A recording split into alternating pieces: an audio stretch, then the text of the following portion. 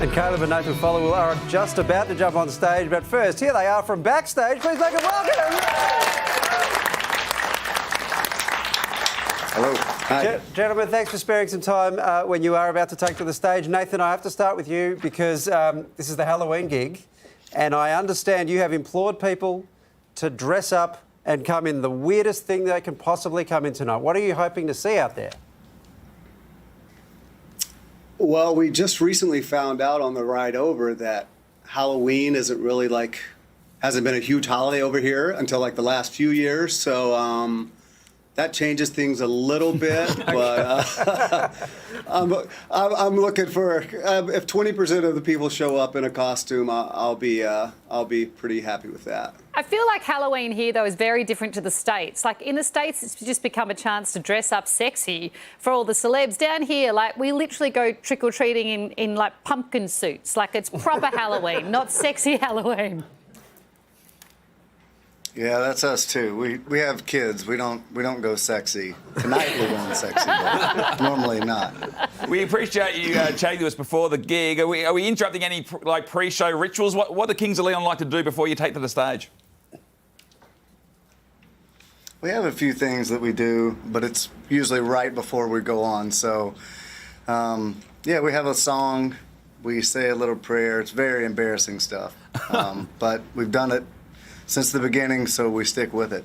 And I'm fascinated. You have 8 albums of songs you can choose from. Who decides the set list?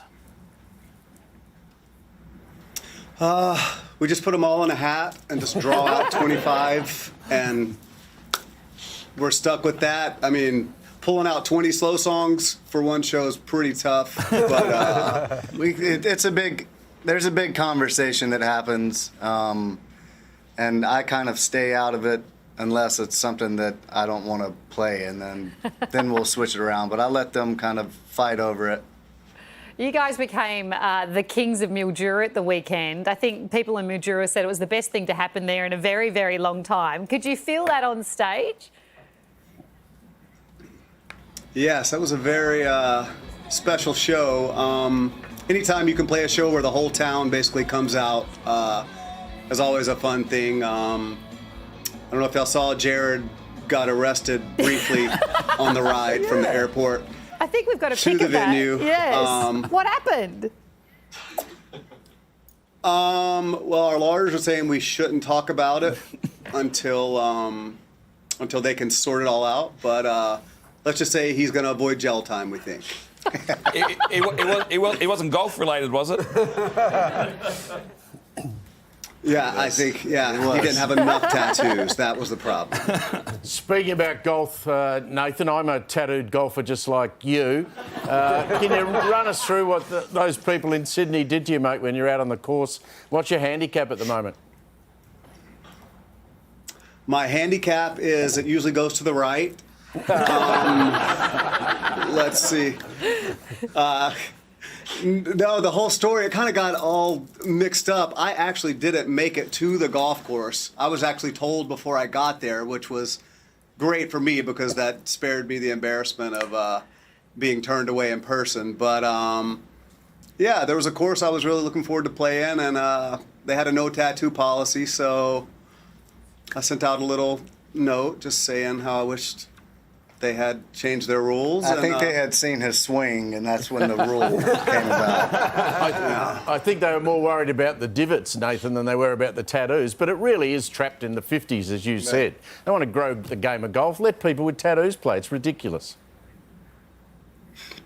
I think it's a game for all people, all walks of life. I enjoy it. I try to do it every off day we have on tour.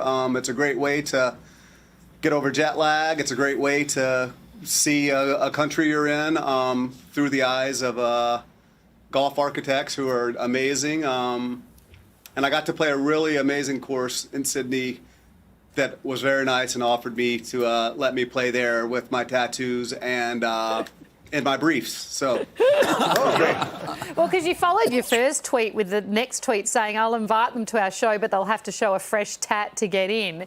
Did they ever respond? No, they did not. And I was looking to see if the tattoo parlors were being overrun with requests, but Not that Not either. really, no. It's a shame. I've got to be honest though, guys. Golf's not the most rock and roll hobby. Like, are there other hobbies you have that are a little more rock and roll than this? What's wrong with you, Waleed?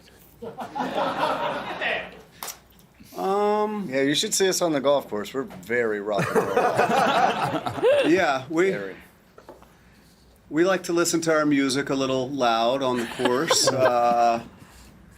Couple of beers. But No, we're not rock and roll. We're not rock and roll at all. We used to be, but yeah, the best part settled about down. us now is like we get to dress up and pick out fun outfits, and that's the fun part. Yes, as long as they're not sexy. I understand. It all makes perfect sense.